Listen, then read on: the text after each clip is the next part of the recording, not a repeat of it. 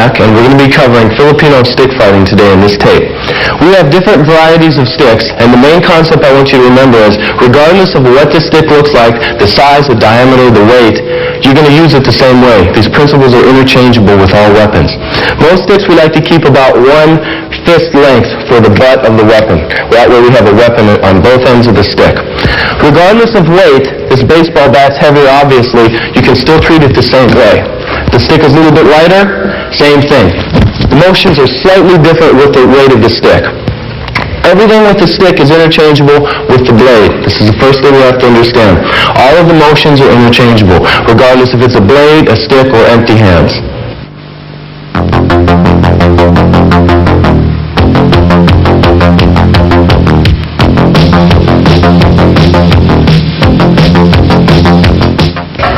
Let me start off with giving you the basic way of how we're going to hold the stick. Now, you don't want to hold it in the middle. You don't have any leverage that way, so you want to get more toward one end. Some people like to go all the way down to the end of the stick. I prefer about 1 fist length. That way you can use the end as a butt also. You can use this as a weapon. Some people like 2 fists. Okay? This is a personal preference. There's stances. There's footwork, there's angulation. The stances, generally speaking, are not static. They're not a stance where you're down low and waiting here. It's not something where you're looking for a power base. You want to be up on your toes. I want you to think of yourself like a sports person, like a basketball player, where you can move, you do your jump shot, or running back. They don't have time to stop and see what lead is forward. See, I want you to move around in long range. I want you to think of yourself like a boxer, where you're continually sticking and moving. You have to keep moving in this range. But when you break in to close quarter range, this is when you can use your hand. You can use your checking hand. You can get down a little bit lower in that particular range. I want to discuss a little bit about ranges with you. There's actually 6 ranges in the Filipino martial arts, but I'm going to break it down into 3 and make it a little bit easier. Okay, Mark? Okay, extend your stick. This is the first range. This is the longest range we have. We call this Largo Mano range. Largo Mano range is that his stick cannot hit my head, but my stick can hit his hand. We don't do any blocking in the Filipino martial arts. If we say an inside sweep or an outside deflection, it's always a hand smash. So in Largo Mano range, if he were to hit me, I smack the hand. This is going to disarm the stick, and this is our block. So in actuality, this would be on the hand. This is Largo Mano range. Now when I break in about 1 foot, we call this Sombrado range. What constitutes Sombrado range is that his stick can now hit my head. So therefore, if I go to smack his hand and miss, the stick is going to continue to hit my head. So I need to put in a checking hand. When he gives number 1, this is my checking hand. I still smack the hand, but I've got to back up now. As soon as he fires this on, I've got this checking hand. The checking hand is very important in this range, Sombrado range. I can't reach with the butt of the stick though, so therefore we have a 3rd range. We break into what we call hubad. This is hubad range. This is the butt of the stick. Everything flies in this range. You have your headbutt, you have your knees, you have your elbow, you have the butt of the stick. So this range here is close quarter range, would be equivalent to trapping range. So our 3 ranges, once again, are Largo Mano, where his stick cannot hit my head, but I can hit his hand. Sombrado, where I can check now because his stick can hit my head. And hubad range, which is the butt of the stick. These are the 3 ranges I want you to stress right now. Now I'd like to elaborate a little bit about the footwork of the Filipino martial arts. Everything is predicated around triangles. The reason for a triangle is when somebody is willing to stick at you at 120 miles an hour, you've got to get to what we call zero pressure. Now what is zero pressure? Zero pressure is, let's say if a person starts out right here, an untrained fighter, he just cocks the stick back here. He starts out with his motion, it starts at, let's say, 10%. Goes 20, 30, 40, all the way up to 100. This is your most dangerous position. This is where you don't want to be. From here, we go back 90, 80, 70, back to zero pressure. So you have 0 at the beginning of the strike and you have 0 at the end of the strike. The triangles enable you to get to that position a lot easier. Now, from this position, if an opponent comes in at me straight, I can angle at these different directions. Now, there are more triangles than these, but these are just some basic triangles that we're going to help you with. When he comes straight in, if I zone to this position, this is the first triangle, so that would be this line right here, this angle. I can go out here, or I can come out this way. The second angle of attack, he comes in, I could zone at a 90. That would be right here. Or I could zone out at this side. So now we're using this person coming in and I'm zoning this way. Now, and then we have the rear triangle where you can zone out this way. And I want you to remember the purpose of the triangles, and that is to get you to zero pressure, to get you away from the force of the attack. This is very important. Now what I'd like you to do is I'd like you to use this without a weapon and just work the footwork by yourself at home. Just work the basic footwork. Okay? You're coming to all your different angles. Pretty soon you're not going to have to use this tape, but in the beginning it will serve as a good training aid for you. Alright, now what I'd like you to do is grab a stick and follow along with me. We're going to cover the 5 basic angles of attack. Now what I'm going to do is I'm going to give you a numbering system that you can use. That way, when you're training, you're not going to say, okay, hit me like this. What you'll do is you'll just say, give me an angle 2, and you know what's happening. Other than that, there's no other reason to name these angles. One other thing is you've got a million different numbering systems. This particular numbering system I'm going to keep very simple. We're going to keep it down to 5 angles. Okay, I want you to grab your stick. You have 1 fist length for the butt. Stand in normal position. Step forward and hit with a diagonal down. This is what we call an angle number 1. Keep your hand on your chest, keep it out of the way, and it's easy to check from here. Okay? And now I would like you to step out with your left foot and hit with an angle 2. So we have an angle 1, and we have an angle 2. Okay, now we got the angle 3, which is you're stepping out with your right foot. Keep your hand on your chest. This is a horizontal blow. The first 2 are diagonal. Now your angle 4 is a horizontal backhand. I'm saying step out with your left, but you don't have to. You can step out with your right. But how are you going to change it? When you're sparring, you're not going to know where you are. This is just for training. Okay, now we have one more angle, and this is an angle 5. This is straight ahead. This is an angle 5. Okay, let's go through them all. 1, 2, 3, 4, and 5. Now I want you to see the 5 angles that I just showed you in normal speed. It says 1, 2, 3, 4, and 5. Now you have different varieties of hits. You have what we call a tick, which comes back, and a lob tick, which goes through. Later on I'm going to show you fakes with a stick and different ways to move. Right now I want to keep it very simple. Let's stay with our 5 numbers. Now what I'm going to do is I'm going to show you how we apply these angles 1 through 5 on the body. I'm just going to take an unarmed person and bring him in. Okay, Mark. Now, we have the angle 1. The angle 1 can be right across at the temple, the tip of the stick. We're always going to hit with about the last 4 inches of the stick. This is the angle 2, the other side of the temple. It can obviously be the jaw, it can be the shoulder. Any part on the body is going to work. These are real nice targets of the temple. We're at angle 3, which is on the elbow. This is the elbow. Angle 3. If the hands are up, we can take the hip. Doesn't matter. Now you say, well, what if I move up to the rib? Is that going to work? Yeah, that'll work too. Okay? The one thing you have to understand with a stick is anything works. Anywhere you hit them, anything's going to hurt. Okay? Then we have an angle 5. The angle 5 is straight ahead. Anywhere you want to go with it. If hands are up, I can take an angle 1 straight to the hand. If you had a stick in his hand, I could use it just to disarm the stick. So you've got your basic positions on the body where you can hit. These are your primary targets. Just remember this though. Everything works with a stick. Any target is applicable. Now that we've covered our basic footwork, our basic angulation, the triangle, different positions, we've got the basic 1 through 5 strikes.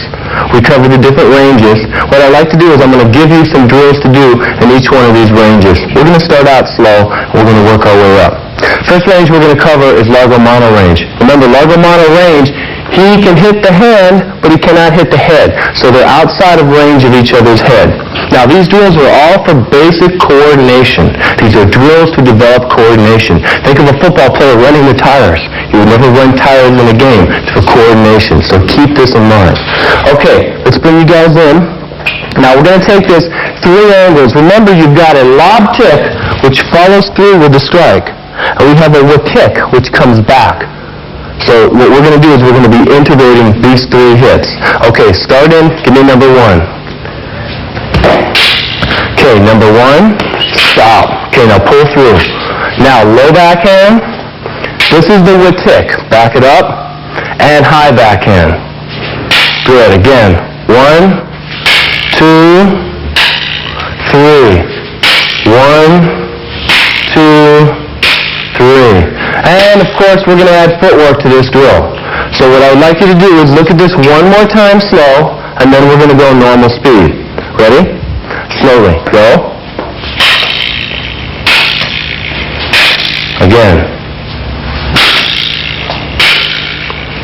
Okay, work your way into normal speed. Ready? And go.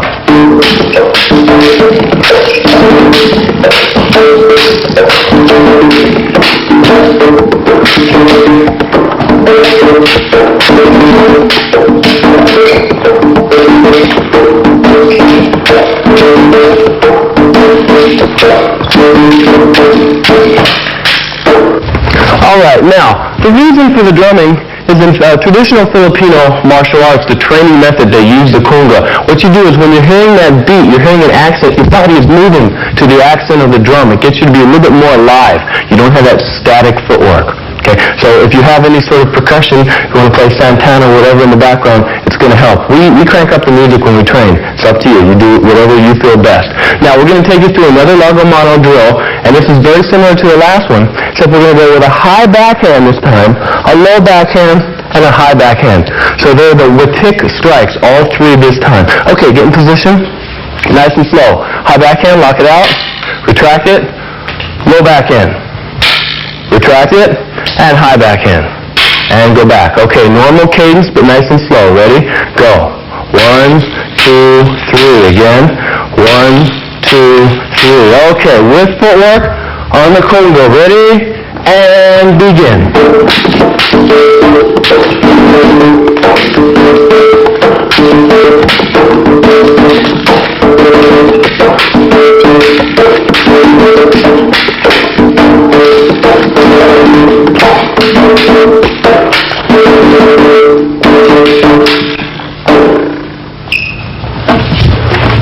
All right, very good.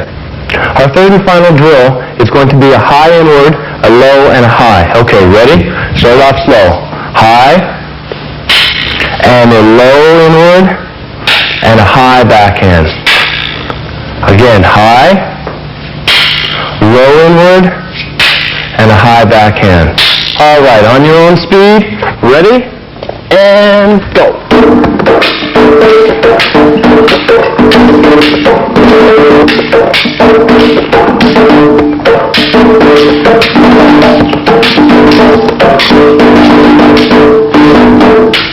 Good, break. Okay, what I would like to do is go through all three drills starting from the beginning, nice and slow. Let's start with our high inward, low backhand, high backhand. On my command, ready? High inward, low backhand, and high backhand. Good, again, ready? High inward, low backhand, and high backhand. Good. Okay, position. Ready for our second drill we did, which is a high backhand, low backhand, high backhand. Remember, all these are done with footwork. We're just going through it slowly to show you the upper body. Okay, ready? High backhand, low backhand, high backhand. Again, high backhand, low backhand, high backhand. Good. And our third drill. Ready? Starting with a high inward. And high inward, low inward, follow through backhand. High inward, low inward, and follow through backhand. Good. Break. Okay, now what I'd like you to do is when you go through these drills at home, I want you to say this to yourself. This will help you with the memorization. High backhand, low backhand, high backhand. Once you get it down, with these three drills, you can integrate the different strikes together and come up with many more drills. Like I say, there's thousands of Lago Mano drills. We're just giving you three for the basic coordination. Now, we've gone through Lago Mano range with you already. We gave you three basic drills. Now we're going to pull into Sembrado range. Remember, what constitutes Sembrado range is that you have your checking hand, which means that his stick can now hit your head if you miss your hand smash. So if you miss your hand smash, you have a follow-up checking hand. Filipinos call this the live hand. This is the more important hand of the two. Okay, we're going to go through our numbering system, 1 through 5, and I'm going to give you some basic blocks for each one. He's going to give me an angle 1. This is what we call a roof block. Now, this roof block is really a smash on the hand, so I'm going to call it a block for sake of a better word, but it's actually a hand smash. So when he comes in with this roof block, I'm going to zone out to this angle. Now the zoning is going to be all predicated on his energy. I'm just going to give you one basic angle, which is basically going away from the pressure of the blow. Once again, slow. Wolf block. This is if your point is down. He comes at an angle 1. You ascend your stick. It's really on the hand. And we have this as a checking hand. This is our checking hand. There's a follow-up of a number of blows that I can do back at him. We're not getting into that quite yet. Okay, one more time. Wolf block. Okay, normal speed. All right, one more time, real slow. This is our wolf block. Now, if my point happens to be on this side of his stick as opposed to being down, and he comes in, I can't bring my stick down all of a sudden to do a wolf block. I'm losing what Bruce Lee would call economy of motion. And we integrate the JKD with the Kali when we train. So to keep our economy of motion, we have another block. So, if my stick happens to be here, he comes in, this is an inside sweep. Once again, positioning, I'm angling off, I come across, actually we'll be hitting the hand, I'm going to pass the hand, hit the stick for training, follow through. Notice where my stick follows through, under the arm.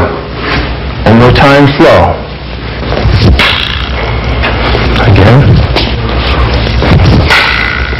And normal speed. This is a good follow-up. All right, so we have two basic blocks on the number 1, the wolf block and the inside sweep.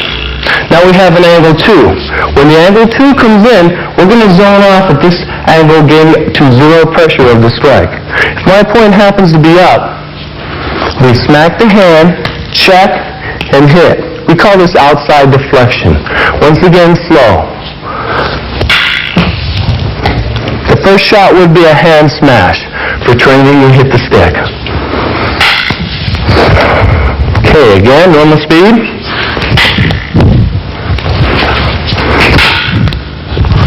Real slow, outside deflection, goes stick, check, and stick.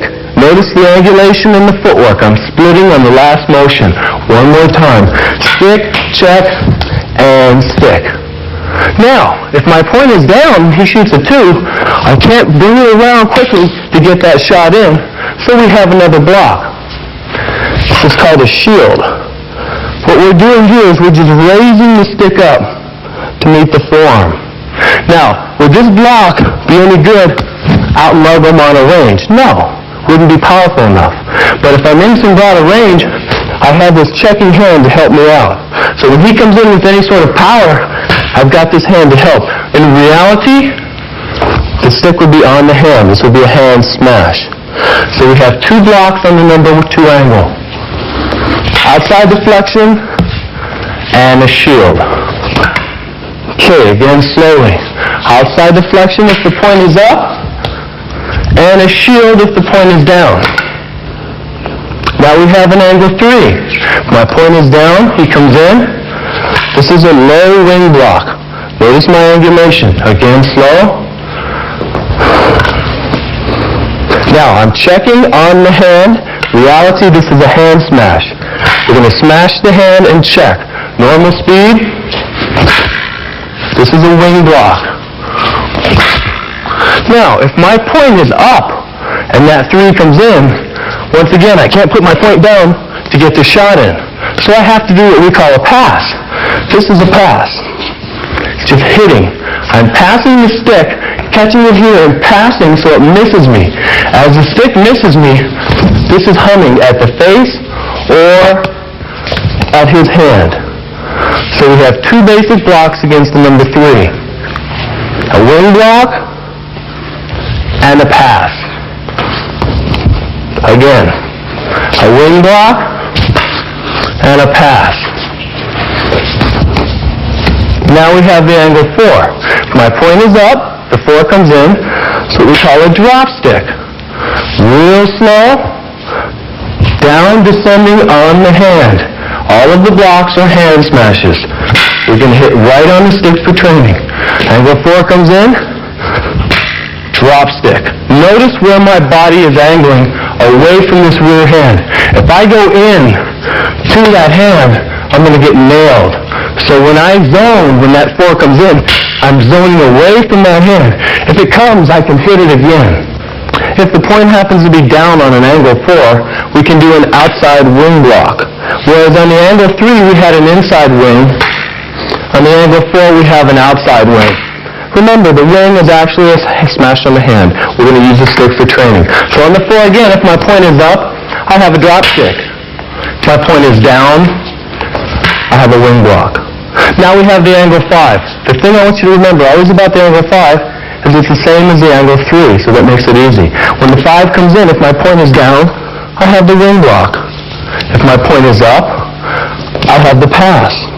The pass is actually a smack on the arm. Remember, when this stick comes in, this is humming across, hitting the ulna, hitting the bicep, or hitting the face. Doesn't matter. So we've got our 10 basic blocks on 5 basic strikes. Okay, I'd like you to go through it slowly in the air. Now that you have a few basic blocks for a few basic strikes, what I'm going to do is I'm going to show you why we cannot block using a traditional block with a stick. Well, what I said our blocks were hand smashes. These aren't blocks. So remember, when he gives me number 1, and I do my inside sweep, it's a hand smash. So when the strike comes in, I'm hitting the hand right away. When the 2 comes in, I'm hitting the hand right away. This is going to disarm the stick. Now, if he tries a basic block against my angle, as soon as I come in here, boom, I'm going to go back down. You can't do it because of the structure. Now, if he goes back down, boom, I go back up again. So when he's sitting there trying to block that, it's just a little bit difficult. You're chasing it. Whereas if you smash your hand on the first shot, it's a cake. It's a piece of cake. All right, so what I'd like you to do, go through your 10 basic blocks in the mirror and visualize a hand that you're smashing every time. And then you won't think of it as defensive. You'll think of it as offensive, where you're hitting the hand to disarm the strike. Now what I'd like to do is I'd like to take you through some basic disarms. When you disarm, I want you to think of one thing.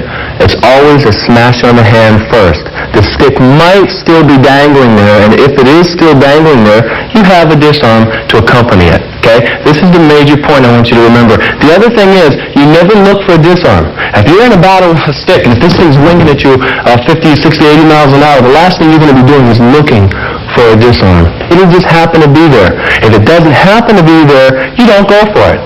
When your hand's in a position that you're used to, here's a disarm, I'll try it. So I'm going to take you through 4 basic disarms. We're going to try to go nice and slow, and I want you to just pick it up on the side. Okay, you come in, this is a strip. When the number 1 comes in, I'm going to use the same block, a roof block. As I smack the hand, I grab the stick, and I strip away with my other hand. Now, I can use any part of my arm to strip the stick with. It could be smack on the hand and use the butt. It could be the stick. It could be my forearm to tipping the stick as I follow through to come through the wrist. So all I'm saying is any part of the arm you can use to strip the stick. Now, we have another disarm is called a quick release. As I smack the hand, I'm going to circle to here. This is a switch. I come up under the arm, throw the stick down. This is a quick release. From the periphery, it looks like he's just dropping the stick, but he's not, because I've smacked the hand already.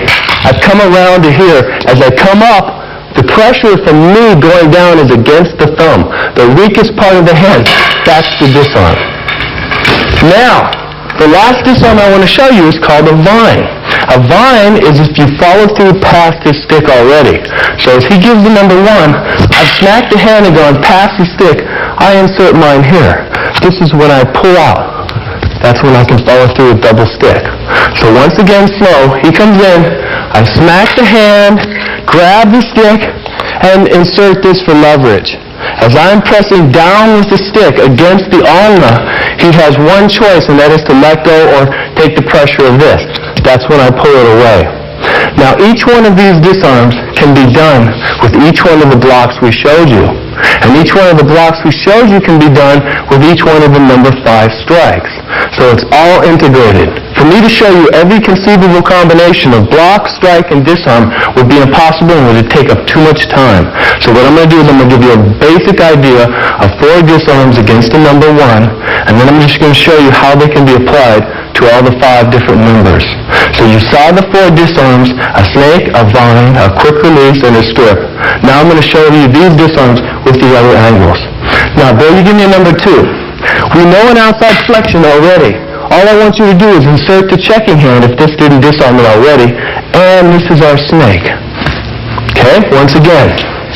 Number 2, outside the flexion, insert the checking hand right here, and this is the disarm.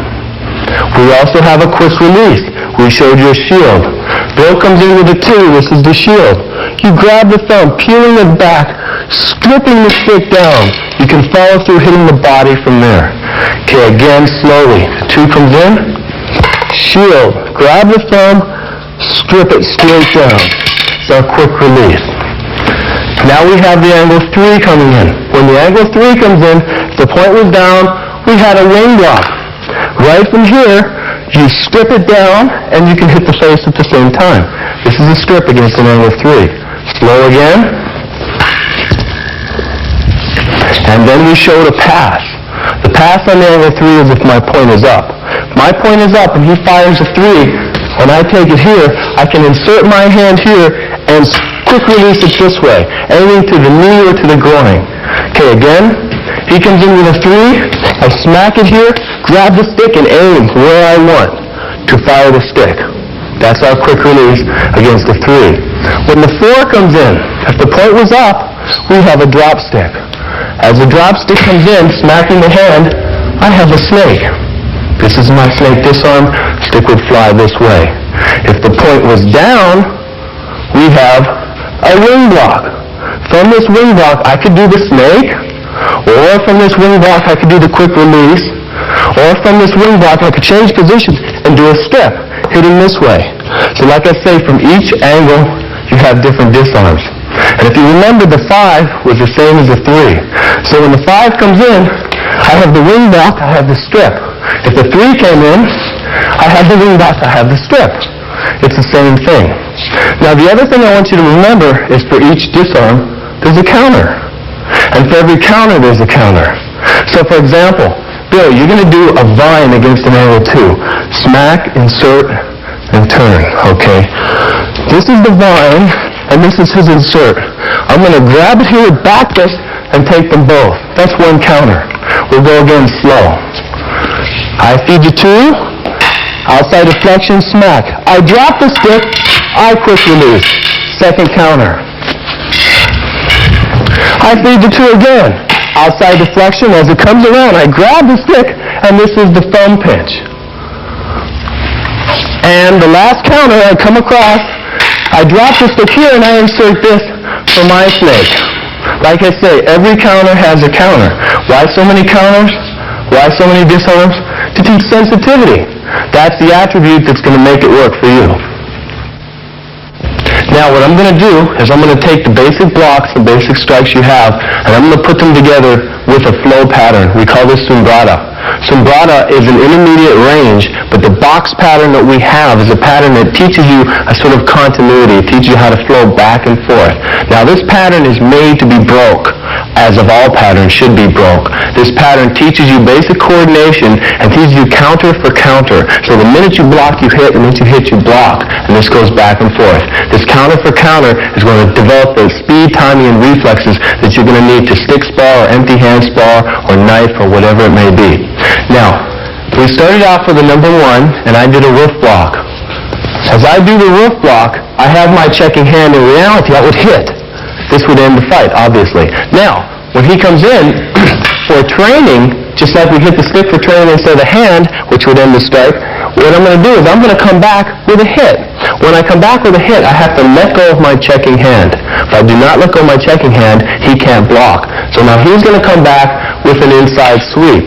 So we're going to do these 2 blocks again. Roof block to an inside sweep. Slow, roof block. I let go. I hit my number 1 back. He does an inside sweep. So it's a number 1 for a number 1. Now we're going to add 1. Roof block, inside sweep, drop stick. Now where are we getting these blocks? Why not a wing block? Why not an outside deflection? Well, when he goes roof block, Right here is an inside sweep. He couldn't do any other block. Try to do a roof block from there, it's already in. If he tried to do a shield from here, he'd have to turn his body. So the only other block he can do with economy of motion, which once again is one of the attributes we have to have for Jeet Kune Do, which we fit in with the Filipino martial arts, is an inside sweep. So he comes here, he's got to go with the inside sweep. Now whip it in here. This is the 4. That thing is coming in with a rush. When he comes in, boom, this drop stick has to be here. If I don't do a drop stick, and if I try to do any other block, it's going to be too late. As soon as he comes in with that, if I try to go down here, I'm not going to get it. So I have to just make one motion for one strike. That's the economy of motion. So we have a 1 for a 1, an inside sweep, and a 4. Now, from this position, I'm going to shoot a 5. Because I'm set up already. When I shoot a 5, I have to let go of my checking hand or it's going to get in. So I let go of the checking hand for the drill's sake, and he does a wing block. So we're at a 1, an inside sweep, a drop stick, and a wing block. Now from this position, he's going to shoot a 2 at me. From this 2, if I try to do a roof block, it's going to be too late. If I try to do an inside sweep, I'm going to smack it into my own self. So what I'm going to do from this position is a shield. This is why we taught the blocks that we taught. So it will flow along with this pattern. So we're going to start again. 1, 2, 3, 4, 5. Now from here, all I'm going to do is I am going to hit him with the 1, and he's going to do the roof block. This means we're starting the whole pattern over. I hit the 1, he does the roof. He hits the 1, I do the inside sweep. I hit the 4, he does the drop stick. And so on until we get back to this. Now it's on my side again. And so on. These are the blocks that we use, and this is the sombrada pattern. While you're doing your sombrada, I want you to remember that you can throw in any strike you want. Later you're going to break out of this box pattern. When you do your roof block, you don't have to shoot that 1 back. You can shoot another angle back. Then you get to the point to where you can freelance it. Then it'll look a little bit like this. When we're training here, he doesn't know what's going to come. I might come with a wide 3. I might come with a 4. I might pull it out here with a thrust. I might pull this thrust out. Then we're just flowing. Raise, let go at this point, turn it over, slap, and hit. This is a drill that develops sensitivity. As we're doing this raising, slapping, and hitting, this eventually will turn to a complete sparring match where we're in here struggling to try to get in, to put in the headbutt or the knee or the shoulder or the hip, little things that are subtle that set up the weapon. So once again, slowly, raise, slap, hit. Raise, slap, hit. Once you have this down, what I would like to do is I'm going to give you 2 traps that you can do out of this. One is called a tapi, and one is called hilaing. So as we're going through the hubad, when I get to this position right here, I'm going to give a backhand instead of what I normally do, which is the number 1. Instead of this angle 1, raise, slap, hit, angle 1 with the butt, I'm going to go raise, slap, hit to a backhand. As I give this backhand, I'm going to come in to trap this barrier again, and I have the butt of the stick hitting the chin. So then at that point, he's going to raise, and we're going to continue the drill. So it looks like this.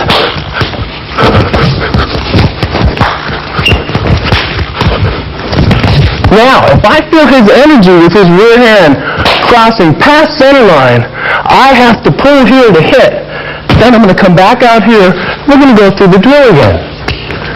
So once again, I'm coming with the backhand to here, then I'm pulling to here, keeping a check on his stick hand. I'm going to come in with the butt, and we're going to start over. Now, many people compare the trapping hands of the Filipino martial arts to other trapping hands. One reason that they have to be right on, superior to any type of trapping hand, is that you have a weapon. And if that weapon hits you, you're out of commission. So therefore, if I come in here, and if I do a weak hilaing, or some people could call this lapsao, if I'm to this position, if it's weak, this is his shot. I'm out of commission. So when I get to this point, when I go here, this has to be powerful. If this isn't a powerful pull, and if it isn't crisp, and if it isn't timed just perfectly, I'm going to get smacked with a stick, and that's not a strike you can take. So once again, we're going to go slow. Raise, slap, hit. Raise, slap, hit. I get to this position, backhand. I have two options from here. One goes in, and one goes out. Then you just continue your drill. Okay? You try that slowly. If you don't have a partner, just visualize it in the air and go over it in the air in the mirror.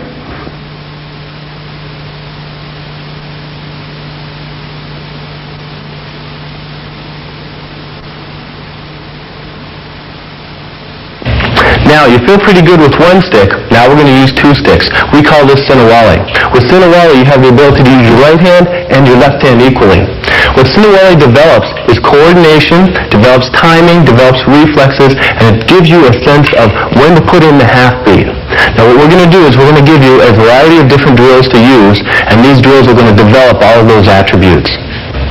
Now, when you have the double sticks, when you're fighting, you have different ways of chambering the sticks. We can keep them wide, or we can chamber them under the arm, or you can chamber them over the shoulder. What I'm going to do is I'm going to go through what we call the 6-count standard. Now, what this is it teaches you to chamber the stick under the arm. So I want you to follow along with me. You hit a number 1 strike, and you chamber this stick under the arm. Let's do that again. Hit a 1, put this right under the arm.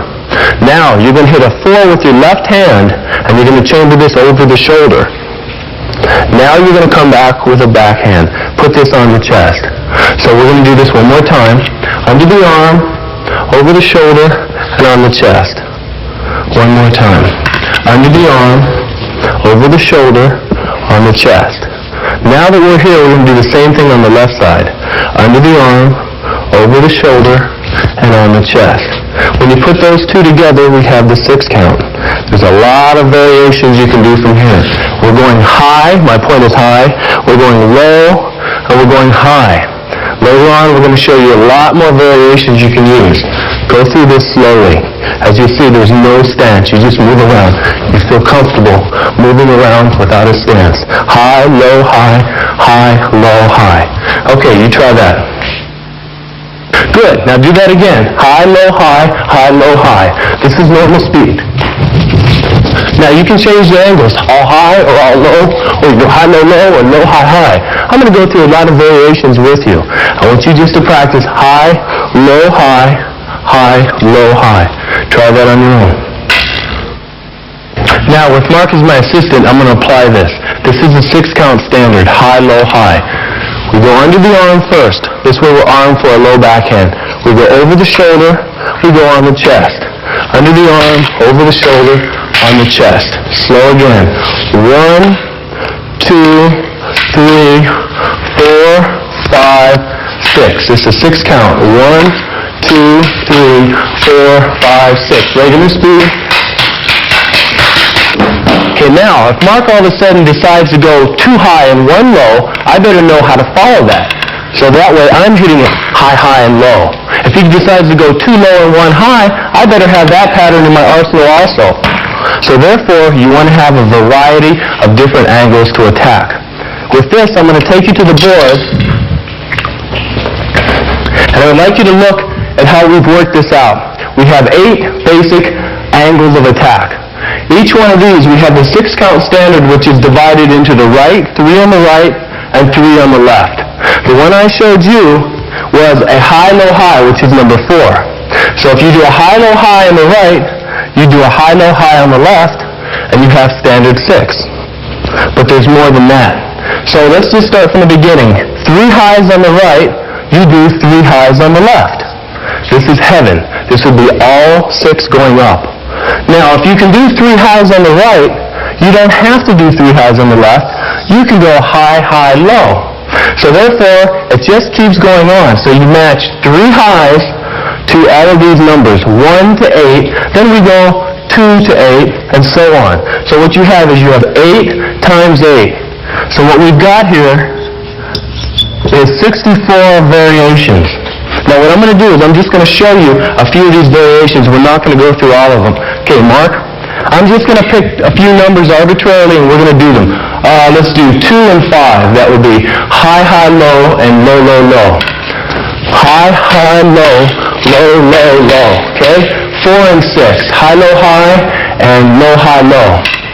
High, high, low, high, low, high, low. Now 2 and 1, high, high, low, and high, high, high. High, high, low, high, high, high. So as you see, if you have the concept of under the arm, over the shoulder, and on the chest down, and then if you have the concept of high, low, high, you can then take those concepts, move them on to here, apply these 8 variables, and now you've got 64 combinations that you can train with.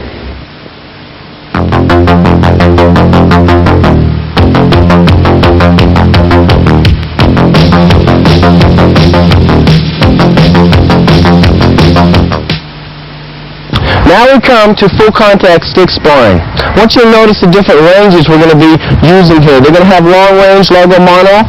They're going to break into some broader range. It's going to be real quick. You've got to keep an eye out. And they're going to have puño range. They'll be kicking. They'll be able to use their rear hand. The equipment that we use can take a full contact blow. This is very important. We've got all the way down to the elbow, hand, and shin guards. These are the major targets we aim. A lot of times we'll put on the chest gear. This depends on the students or what type of training we want to do. So I want you to mainly keep your eye out on the ranges and how quickly they close and open. And also keep in mind that if we were actually hitting, each time the hand would get smashed, the stick would be disarmed. So when the hand does get hit with a stick, you're not going to notice that because we've got pads on. Full contact sparring is something you want to work your way up to. You should have your form down. You should have your footwork. You should have a basic base of attributes down already. You don't want to start this off unless you've been in the Filipino martial arts for at least 2 or 3 years. You want to work your way up to this particular level of sparring. Salute. Okay, begin.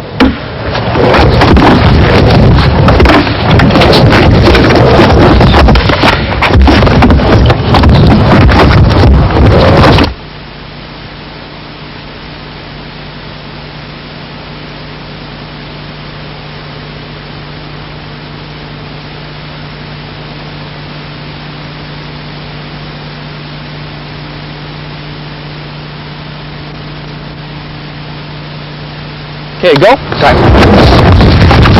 Toe to the stick.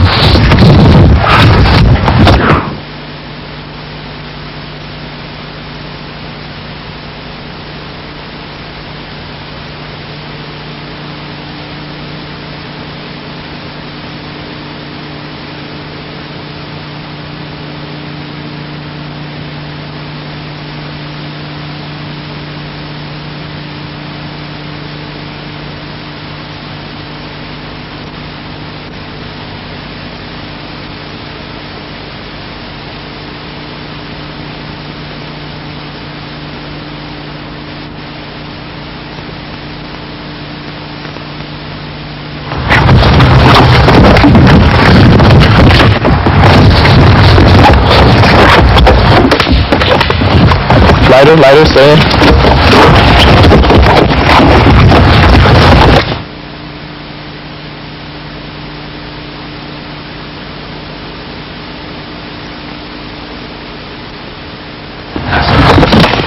Lighter, stay in, get in the room.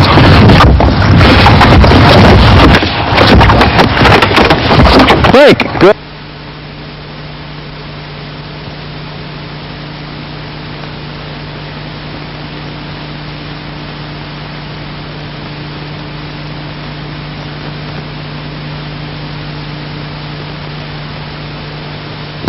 Alright, now we're going to work a little bit of double stick. I want you to look at the fact that you're going to be working each hand equally. If one hand gets injured, we got the other hand to kick in. It's going to also promote lateral footwork. I want you to look at the rhythm, the half beats and the timing. Okay, ready?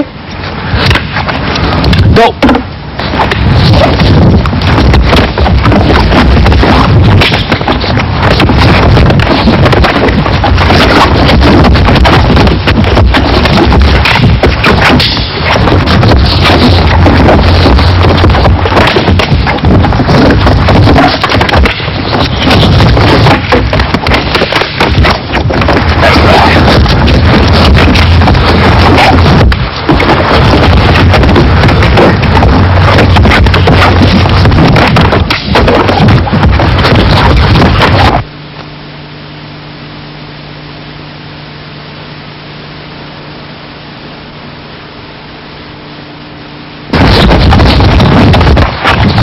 Ooh, that's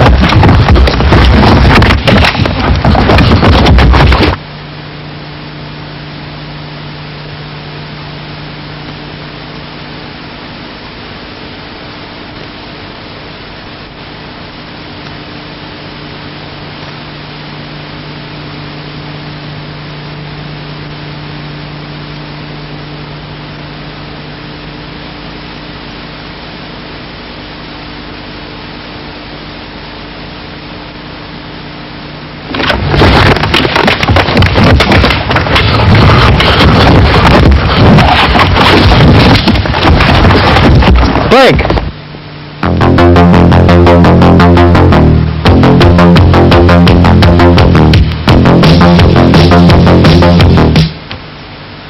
Alright, in closing, I would like you just to remember these basic principles that we showed you all the way up through the tape. Don't look at the tape as techniques, but look at it as principles. And those principles you can apply to anything. You've got your long range, you've got your concept of continual movement. You've got close quarter range, you have your checking hand. You have largo mano range, which means you can smack the hand, but you can't reach the head. Sumbrata range, you can hit the head, and you have your checking hand. And hubud range, which is your close quarter range. Then we worked a little bit of sumbrata blocks. We have inside sweep, inside deflection, drop stick, shield, all your different blocks out of sumbrata range. Then you have hubud. Hubud is your trapping. This is a close quarter fighting. With the butt of the stick, you can implement the headbutt, the elbow, and the knee. Then we went to double stick. We showed you a few variations with that. I just want you to know that if the Filipino martial arts are here, we've only just touched it. Now, also as a reference to help you to go along with this tape is the Filipino Martial Arts by Dan Inosanto. I highly recommend that book. So go through that, read that book, do what you can with this tape, and best of luck to you. Thank you.